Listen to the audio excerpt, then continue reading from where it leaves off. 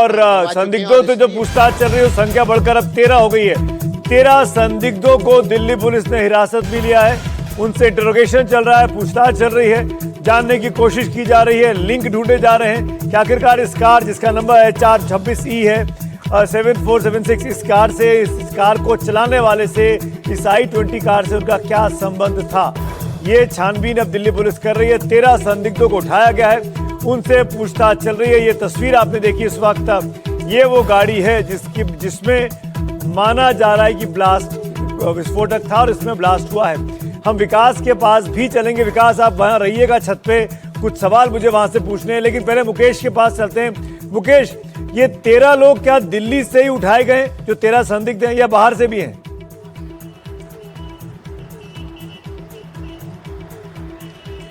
देखिए, इसमें अधिकतर लोग दिल्ली से पकड़े गए हैं और उनसे पूछताछ चल रही है। बहुत सारे लोग जो हैं सस्पेक्ट हो सकते हैं, लेकिन अभी इनका क्या रोल है ये साफ नहीं है। तो अलग अलग जगहों से कुछ लोग होटलों से पकड़े गए हैं जिनसे पूछताछ चल रही है। दिल्ली पुलिस की स्पेशल सेल जो है रात भर छापेमारी करती रही दिल्ली के अलग अलग इलाकों में, और जो भी सस्पेक्ट लगा उससे दिल्ली पुलिस की जो स्पेशल सेल है वो पूछताछ कर रही है। अब तक की जांच में ये बात साफ हुई है कि जो गाड़ी है वो बदरपुर बॉर्डर से होते हुए दिल्ली पहुंची थी, और जो जहां पर मैं खड़ा हूं ये रेड फोर्ट की पार्किंग है, यहीं पर गाड़ी जो है अंदर दाखिल हुई थी दोपहर में 3:19 पर, और जो गाड़ी निकली है वो करीब 6:23 पर यहाँ से निकली है। पुलिस सूत्रों के मुताबिक जो गाड़ी का रूट है वो पूरा एग्जामिन किया गया है। बदरपुर से लेकर यहाँ तक तमाम जो सीसीटीवी कैमरों के फुटेज हैं वो चेक किए गए हैं, और उसके बेसिस पर एक पूरा रूट मैप तैयार किया गया है। और उस रूट मैप के बेसिस पर पुलिस को ऐसा लगता है कि ये जो गाड़ी है वो बदरपुर से आश्रम से सराय काली खां से जो है फिर ITO होते हुए जो गाड़ी है वो यहाँ पर पहुँची है। तो दिल्ली पुलिस ने पूरा रूट चेक किया है, और जो बड़ी बात निकलकर सामने आ रही है वो ये है कि गाड़ी जो पहले जो है ये गाड़ी सलमान की थी। सलमान ने गाड़ी देवेंद्र को बेची, जो कि उखला का रहने वाला है। देवेंद्र ने ये गाड़ी अम्बाला के रहने वाले एक शख्स को बेची, और अम्बाला के रहने वाले शख्स ने ये गाड़ी जो आमिर है पुलवामा का उसको बेची, और फिर पुलवामा के आमिर ने ये गाड़ी तारिक को दी, और तारिक ने गाड़ी जो है उमर मोहम्मद को दी। तो इस तरह से पूरी जैसा आप बता रहे हैं दिल्ली पुलिस ने एस्टैब्लिश किया है। ये जानकारी सामने आ रही है कि कैसे इस गाड़ी को कम से कम 7 लोगों ने इस्तेमाल किया है, और ये पूरी जो एक चेन है ये इसलिए खंगालनी जरूरी है कि ये गाड़ी किन किन हाथों में रही, और उसके बाद जो अब CCTV आ रहा है जिसमें जो शख्स नजर आ रहा है वो व्यक्ति कौन है। जैसा आपने कहा कि अगर ये फिदाइन हमला था तो एक DNA टेस्ट भी होगा, कौन उस गाड़ी में सवार था। लेकिन विकास के पास एक बार चलते हैं। विकास जहां मौजूद हैं वो दिखा रहे हैं कि कैसे जो कल ब्लास्ट हुआ उसके निशान कितनी जगहों पर बिखरे पड़े हैं। इन्वेस्टिगेशन के दायरे में अभी शायद बहुत सी ऐसी जगह हैं जो शामिल नहीं हुई हैं। विकास, जरा दिखाइए एक बार फिर से तस्वीर, क्योंकि जहां आप मौजूद हैं इस बीच। ठीक है, विकास के पास जा रहे हैं, उससे पहले एक और बड़ी खबर आ रही है। गृह मंत्रालय की बड़ी बैठक है सुबह 9:30 बजे। दिल्ली धमाके से जुड़ी ये बड़ी खबर है। सुबह 9:30 बजे गृह मंत्रालय में अहम बैठक होने वाली है। ये हम आपको सुबह से बता रहे हैं कि गृह मंत्रालय की MHA की एक बैठक होगी, और वो सुबह 9:30 बजे का समय तय हुआ है। कल गृह मंत्री खुद मौके पर मौजूद थे, आपने देखा। उन्होंने जो घायल थे उनसे भी मुलाकात की, और उसके बाद वो मौके पर भी पहुंचे थे। इस बैठक में 9:30 बजे इस बैठक में दिल्ली पुलिस कमिश्नर को बुलाया गया है, होम सेक्रेटरी को बुलाया गया है, IB चीफ को बुलाया गया है, स्पेशल सेक्रेटरी इंटरनल सिक्योरिटी उनको भी बुलाया गया। खुद गृह मंत्री अमित शाह इस बैठक की अध्यक्षता करेंगे और जानने की कोशिश करेंगे इस ब्लास्ट के पीछे की वजह क्या है। कल उन्होंने अपने पहले स्टेटमेंट में साफ किया था कि हर तरह की संभावनाओं पर व्यापक जांच परख की जाएगी, समझा जाएगा कि आखिरकार ये ब्लास्ट हुआ तो क्या क्यों। मेरे साथ विकास के पास और अपडेट है इस खबर पर। विकास, इस खबर से, इस बैठक से क्या निकल कर मिलने की उम्मीद है, क्या निकल कर आएगा विकास? ये देखिए सुमित, बैठक से क्या निकल कर आएगा ये तो अभी कहना बहुत मुश्किल है, बैठक के बाद पता चलेगा। लेकिन सुरक्षा एजेंसियां जिस क्लू पे काम कर रही हैं, जिस तरह की मल्टीपल एजेंसीज इसमें काम कर रही हैं, उनके जो निचोड़ हैं उसके बेसिस पर ही जो है ये सिक्योरिटी बैठक बुलाई गई है और नो डाउट इस ब्लास्ट ने देश भर में जो इंटरनल सिक्योरिटी है उसको और ज़्यादा स्ट्रॉन्ग करने की ज़रूरत भी बता दी है और इसलिए ये बैठक जो है बेहद महत्वपूर्ण है। इस वक्त हम देखिए जैन मंदिर में हैं, लाल जैन मंदिर, जो कि ठीक उस ब्लास्ट साइट के ठीक सामने है। भीतर का आपको दिखाते हैं। देखिए यहाँ पर जो है श्रद्धालु पहुँचे हुए हैं सुबह सुबह पूजन भजन के लिए। और इस तरफ मैं आपको ले चलता हूँ आपको जैन लाल मंदिर के उस हिस्से की तरफ जो कि ठीक ब्लास्ट साइट के सामने की तरफ है। एक हिस्से में इसके जो है वो रिंग रोड है, ठीक सामने की तरफ आपको दिखाएंगे कि हम लाल किला है और इसी तरफ ठीक ब्लास्ट हुआ है पर्दे के पीछे। और ये इस तरफ चांदनी चौक है, ये चांदनी चौक है। यहाँ देख सकते हैं आप, यहाँ पर पुलिस की जीप तैनात है। यहाँ पर जो चांदनी चौक के में आने जाने वाले लोग हैं वो तमाम यहाँ पर पहुँचे हुए हैं। यहाँ से बैरिकेड करके इस रास्ते को बंद कर दिया गया है। ठीक सामने की तरफ जो सफ़ेद पर्दा लगा हुआ आप देख रहे हैं, ये वो ब्लास्ट की साइट है जहाँ पर अभी भी फॉरेंसिक एविडेंस कलेक्ट करने का काम चल रहा है। तो ये जगह जो है वो सबसे ज़्यादा इम्पैक्ट यहाँ पर हुआ ब्लास्ट का। अभी भी छत पर जो है बहुत सारे परखच्चे गाड़ी के उड़े पड़े हुए हैं। वहाँ पर कुछ मानव अंग भी जो है वो परखच्चे उड़ने के बाद जो पहुँचे थे वो भी वहाँ पर दिखाई दे रहे हैं। और जैन मंदिर ठीक उसके सामने है। यहाँ पर ये आप सामने जो तमाम ये बिखरा हुआ सामान देख रहे हैं, यहाँ पर भी ब्लास्ट का इम्पैक्ट आया था। विकास, अगर आप मुझे सुन पा रहे हैं, किनारे तो की तरफ रखा हुआ था, विकास बीच में गिर गया। विकास, लाल किले को हम सब ने देखा है 15 अगस्त को प्रधानमंत्री प्राचीर से संबोधित करते हैं। अगर आप अपने कैमरे के जरिए ये समझा सकें कि प्राचीर कहाँ है, वो रेड लाइट कहाँ है, वो ब्लास्ट साइट कहाँ है, कितनी दूरी है, क्योंकि आप एक टॉप एंगल पोजीशन पे हैं, आप बहुत अच्छे से इस वक्त लोकेटेड हैं। जी बिल्कुल, मैं आपको एक बार फिर से दिखाते हैं। हम अपने कैमरामैन से कहेंगे कि वो इस तरफ रहें ताकि हम ये इस्टेब्लिश कर पाएँ कि एग्जैक्टली हम कहाँ हैं। और देखिए आप इस पर ऊपर आ जाएं। जी देखिए इस वक्त हम हैं बिल्कुल चांदनी चौक के किनारे की तरफ। ये जो सड़क आप देख रहे हैं, कैमरामैन को कहूँगा कि मेरे नैरेटिव को फॉलो करें। ये जो आप सड़क देख रहे हैं ये चांदनी चौक में भीतर की तरफ जाती है। अच्छा। और ये सड़क जो है ठीक अगर हम वापस लौटें इस तरफ तो ठीक सामने की तरफ लाल किले की प्राचीर है। कैमरामैन से कहूँगा कि वो लाल किले की प्राचीर को दिखाएं।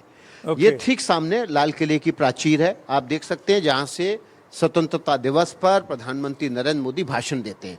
और ठीक इस लाल किले की प्राचीर के बाद जो अहाता है, मैदान है, ये आपको एक सफ़ेद रंग का यहाँ पर दरवाजा द्वार बना हुआ दिख रहा है। ये द्वार जो है किसी कार्यक्रम के उपलक्ष्य में यहाँ पर बनाया गया है। ठीक इसके बगल में जो सिग्नल है जो कि चांदनी चौक का सिग्नल कहलाता है, उसके बगल में सफेद पर्दे लगे हुए जो इलाका आप देख रहे हैं, विकास, ये तस्वीर इसलिए जरूरी है कि लोग थोड़ा समझ पाएं कि ये धमाका हुआ कहाँ है, क्योंकि आप जहां पहुंचे हुए हैं वहां से आप इस तस्वीर को अच्छी तरह समझा सकते हैं। क्योंकि अभी जो बाकी इलाका है वो कॉर्डन्ड ऑफ है और किसी को ऐसा कहा भी नहीं जाएगा कि वहां जाएं।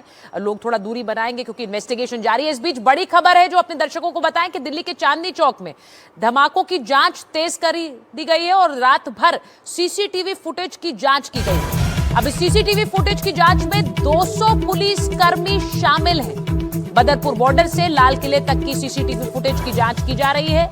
आपको थोड़ी देर पहले सुमित समझा ही रहे थे कि बदरपुर बॉर्डर से लाल किले तक का जो रास्ता है उस पर संभवतः ये गाड़ी क्या घूमी होगी और इसीलिए वो सीसीटीवी फुटेज को इस तरह से खंगाला जा रहा है। इसी फुटेज के आधार पर 13 लोगों से पूछताछ की जा रही है जिन्हें कहा जा रहा है हिरासत में लिया गया है। ये 13 लोग इसी सीसीटीवी की पहचान के बाद हिरासत में लिए गए। अकील हमारे साथ जुड़े हैं, अकील बेहतर जानकारी देंगे। अकील जरा बताइए, ये जो 13 लोग संदिग्ध जो हिरासत में लिए गए हैं इन्हें सीसीटीवी के आधार पर हिरासत में लिया है?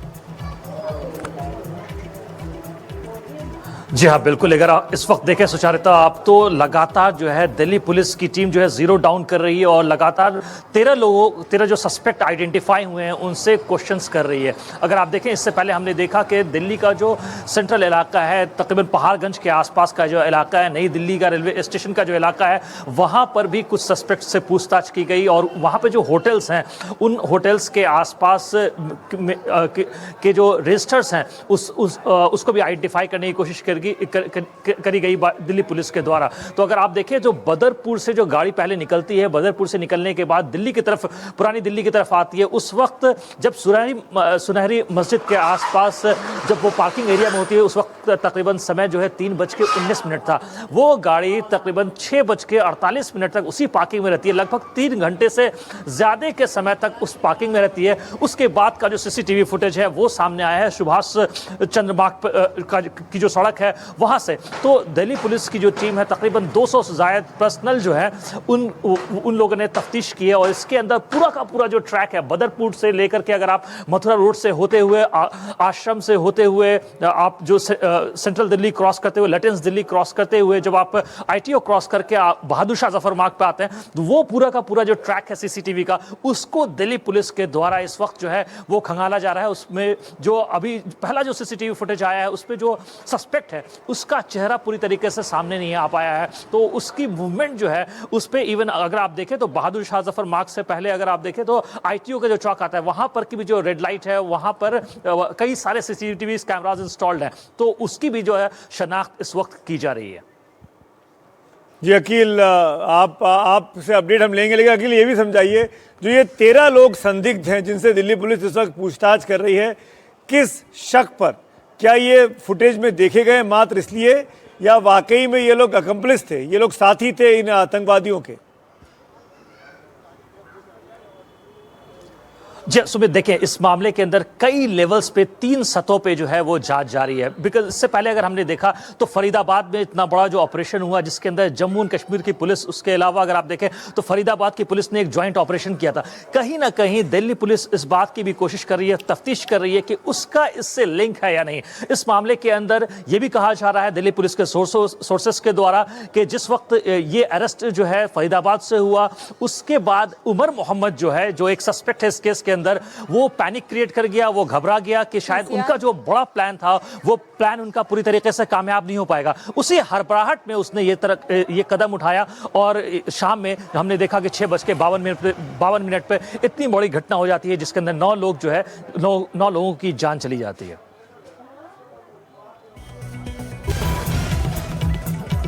बड़ी खबर, जैसा कि अकील हमको बता रहे थे, एक और बड़ी खबर आगे, अमोनियम नाइट्रेट से धमाका हुआ है। दिल्ली पुलिस के सूत्र बता रहे हैं अमोनियम नाइट्रेट से धमाके की पुष्टि हो रही है सूत्रों के मुताबिक, और फ्यूल ऑयल डेटोनेटर का भी इसमें इस्तेमाल किया गया है। फ्यूल ऑयल और डेटोनेटर का भी इस्तेमाल किया है। अंतिम रिपोर्ट का अभी इंतजार किया जा रहा है। अमोनियम नाइट्रेट आपने देखा था कि कल दोपहर भी जिस तरह की बरामदगी हुई थी, जिसके बाद दिल्ली में, फरीदाबाद में तकरीबन 7 गिरफ्तारियां हुई। अब इसमें भी अमोनियम नाइट्रेट का इस्तेमाल हुआ है। मुकेश हमारे सहयोगी हमारे साथ जुड़ रहे हैं। मुकेश, क्या जानकारी आप दे पा रहे हैं हमारे दर्शकों को, क्योंकि अब ये कहा जा रहा है कि अमोनियम नाइट्रेट का इस्तेमाल इस कार ब्लास्ट में भी किया गया।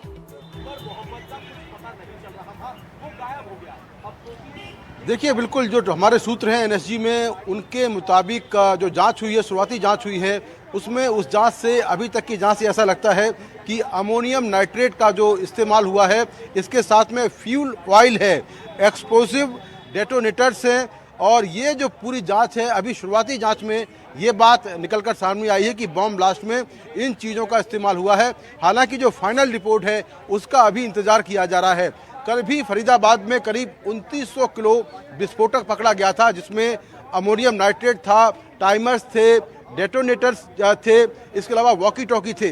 तो अमोनियम नाइट्रेट वहाँ पर भी पकड़ा गया था। और जो कल ब्लास्ट हुआ है उसमें भी शुरुआती जांच में ये बात निकलकर सामने आई है कि अमोनियम नाइट्रेट का इस्तेमाल हुआ है।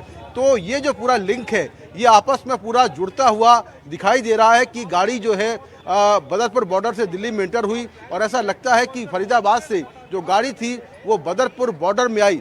शुरुआती जांच में, अब तक की जांच में यही बात निकलकर सामने आ रही है कि हो सकता है कि गाड़ी को उमर मोहम्मद, जो कि जैशे मोहम्मद से जुड़ा हुआ था, वो गाड़ी को चला रहा हो। क्योंकि जब गाड़ी यहाँ पर पहुँची, जहाँ पर मैं खड़ा हूँ, ये लाल किले की पार्किंग है, जब गाड़ी यहाँ पर 3:18 पर पहुँची तो करीब 3 घंटे इन्वेस्टिगेशन ऑन इट। अभी इन्वेस्टिगेशन बहुत ही प्रिलिमिनरी स्टेजेस के ऊपर है। Any comment on that will be too premature. And अभी जब तक कोहेरेंट पूरी चीजें, सीक्वेंस ऑफ इवेंट्स क्या है, सब कुछ लिंक नहीं होता तब तक कुछ भी कहा जाना मुश्किल है. Have you identified the driver of the vehicle who was seen in the It is still ongoing. It is the investigation is Has the undergoing. body been identified, that body? The investigation is undergoing. There are many bodies there, and postmortems are also being getting conducted at LNJP. 5 postmortems have already been done. So we are in the process of identifying some of them, and there are other people also who are getting treatments. So as of now, what body and or anything related to that is still. Do you have unidentified bodies also? Yes, there are How one or many? two bodies. One or two bodies, but yes, we have already identified 6 bodies. They have been postmortem has been done of 5. So you're confirming there are 2 bodies which are identified. Have any family members come and? No, that is that is also preliminary because there are body parts also. So that has to be joined, and that has to be logically connected with it. हमारे साथ DCP north हैं राजा भाटिया, उनसे बात कर लेते हैं. एक minute